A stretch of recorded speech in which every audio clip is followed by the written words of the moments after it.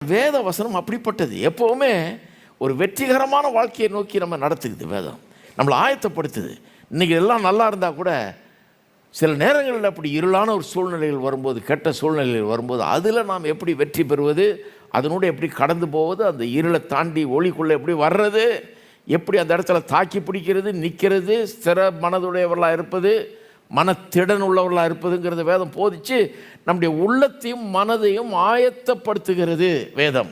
அதுதான் கிறிஸ்தவ போதனை. பாருங்கள், இதுதான் கிறிஸ்தவ போதனுடைய அட்ராக்ஷன். இது ஒரு பெரிய கவர்ச்சிகரமான அம்சம், கிறிஸ்தவ சபையின் அம்சம். அங்கே போனால் வாழ்க்கைக்கு ரொம்ப பிரயோஜனமான காரியங்களை எந்த யூனிவர்சிட்டியில் நம்முடைய மனதை பற்றியும் இருதயத்தை பற்றியும் போதிக்கிறாங்க?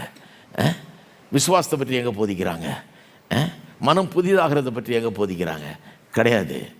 ஆனால் சபையில் அது போதிக்கிறோம். அதனால தான் எல்லா யூனிவர்சிட்டியை விட பெஸ்ட் யூனிவர்சிட்டி இது.